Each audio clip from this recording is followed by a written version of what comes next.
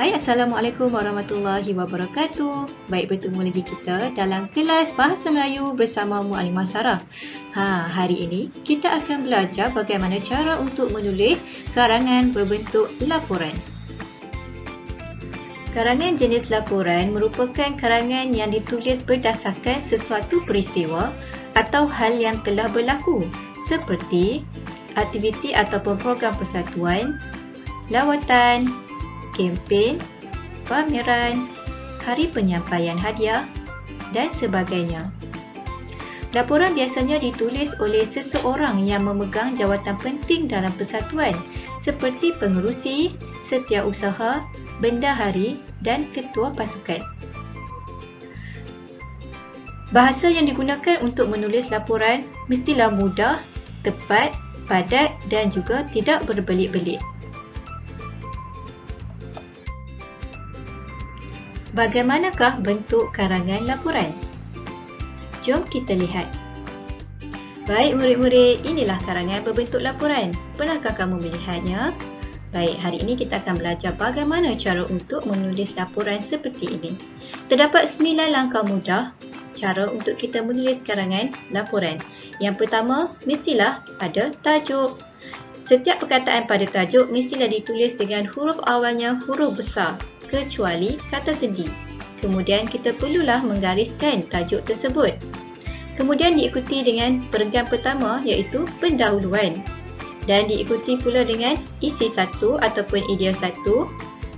Kemudian diikuti pula dengan isi 2, isi 3, isi 4 dan diakhiri dengan penutup. Bermakna karangan berbentuk laporan ini mempunyai 6 perenggan. Baik murid-murid, jangan kita lupa untuk menulis pelapur di bahagian kiri bawah. Baik, laporan perlu ada pelapur. Yang pertama, kita perlu tulis perkataan disediakan oleh iaitu pengakuan.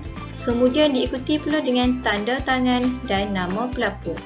Pelapur bermaksud penulis laporan ini. Kemudian diikuti pula dengan jawatan pelapur. Akhir sekali, kita hanya perlu menulis tarikh dan mestilah sebaris dengan pengakuan. Baik, mudah bukan? Baik, semua ini adalah contoh laporan perkhemahan Perdana Kelab Beruniform Sekolah Kebangsaan Taman Idaman. Baik, kebiasaannya kita akan mendapat kata kunci pada tajuk, pada tajuk ataupun pada arahan. Kita lihat di sini, perkhemahan perdana yang melibatkan semua kelab beruniform telah diadakan di sekolah kamu.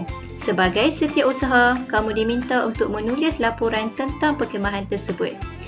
Baik, di sini dia tulis kita sebagai penulis dan kita juga merangkap sebagai setiausaha.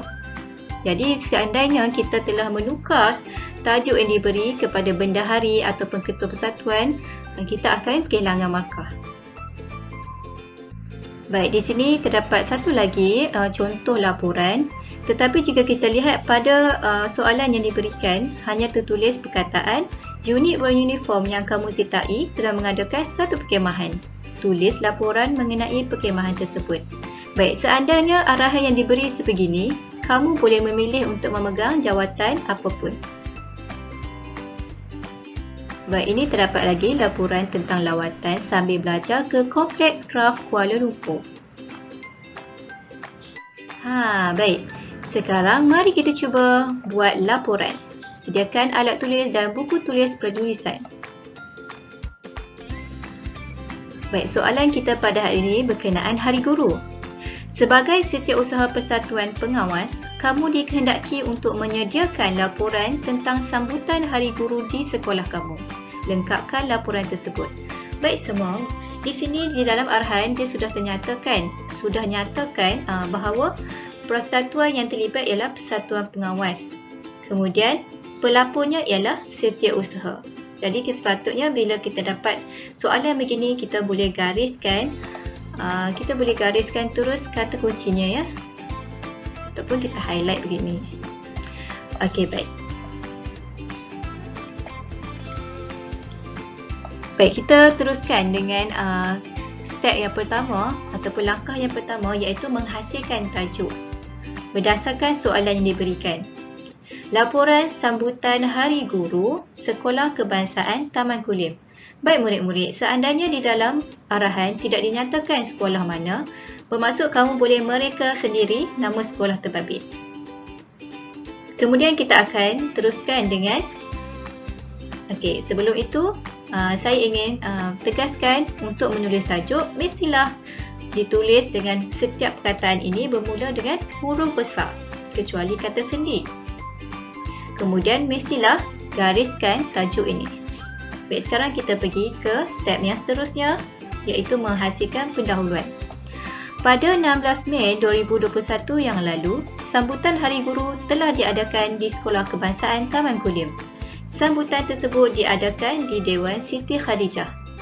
Baik, ada juga karangan yang boleh kita letak tarikh di belakang. Contoh begini ya.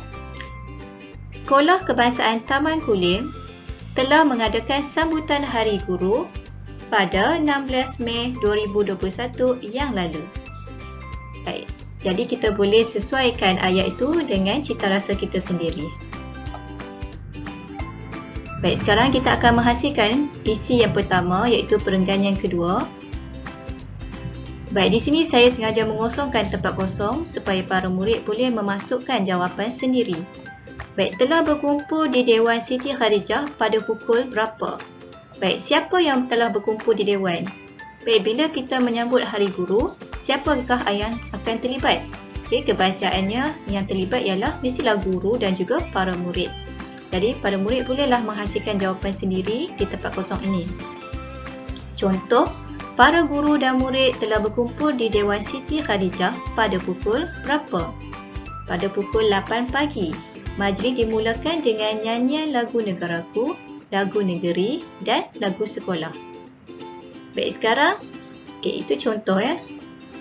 Baik, sekarang kita akan menghasilkan isi yang kedua, iaitu perenggan yang ketiga. Seterusnya, majlis diteruskan dengan ucapan alu-aluan daripada ketua murid. Ketua murid menyampaikan ucapan dengan penuh semangat sekali. Ucapan seterusnya ialah daripada guru besar. Kemudian, majlis digamatkan dengan persembahan nyanyian Hari Guru dan bacaan ikrar Hari Guru. Baik, jadi sepatutnya jawapan ini murid-murid boleh baiki, boleh murnikan dengan keadaan di sekolah masing-masing. Kemudian kita pergi ke perenggan seterusnya, iaitu isi ketiga. Majlis kemudiannya diteruskan dengan acara sukaneka. Guru-guru dan murid-murid menyertai pelbagai acara seperti di sini pun para murid boleh memberi jawapan sendiri.